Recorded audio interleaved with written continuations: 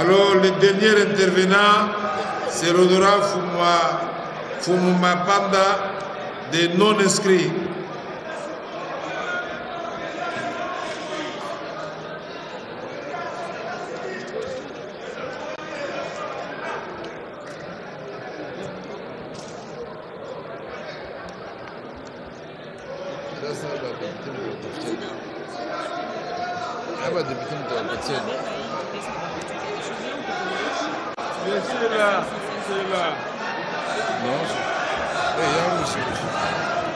Ah, évêque, vous avez la parole. Oui, oui. Est-ce que Mouindo n'est pas passé dynamique?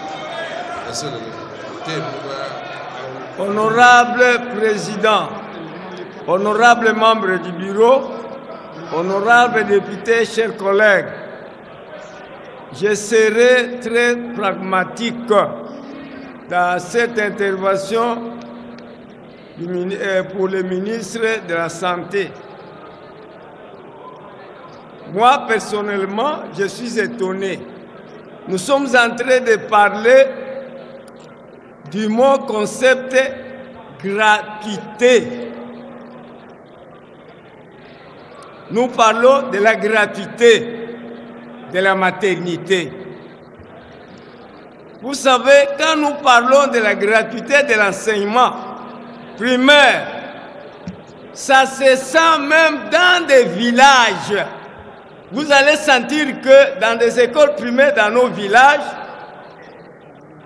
les parents ne payent absolument rien. Mais pour le cas de la gratuité de la maternité, ça me fait étonner. Parce que nous venons des vacances parlementaires.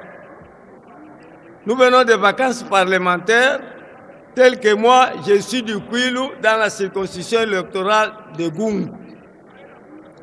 Mais ce que j'ai constaté, ce que j'ai vu lors des vacances parlementaires, c'est très triste, très malheureux. Il y a des centres de santé dans des villages. Il n'y a pas la gratuité de la maternité. Dans des villages, il n'y en a pas. Il n'y en a pas. Vous parlez de la gratuité de la maternité que dans des villes, ça s'opère aussi difficilement. C'est pour cette raison. Nous demandons au ministre de la Santé, non, pas démissionner. Moi, je ne parle pas de démission. Je ne suis pas pour là. Continuez à parler. Alors, je vous suis. Merci beaucoup, Président. De nous dire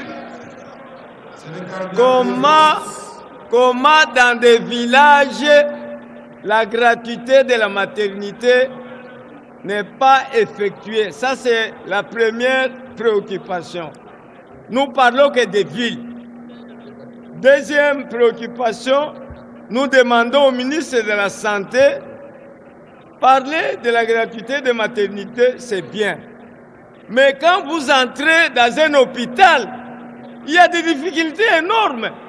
Si une femme veut accoucher, on veut l'amener à l'échographie, on lui donne un billet, il va payer l'argent. Mais cet argent que la patiente paye n'est pas remboursé. Troisième préoccupation pour le ministre de la Santé, comment vous ne collaborez pas avec les partenaires de la santé? Je prends l'exemple. Nous avons une clinique universitaire du Saint-Esprit à Gungu, dans le territoire de Gungu. Les femmes mettent tout le monde gratuitement. Mais quand il y a la subvention, cette clinique ne reçoit absolument rien. C'est pour cette raison que nous demandons au ministre de nous dire pourquoi, quand il y a subvention, il n'y a pas, il ne songe pas aux partenaires de la santé. Et en dernier, je vais faire une recommandation pour vous permettre. Est-ce que vous pouvez conclure?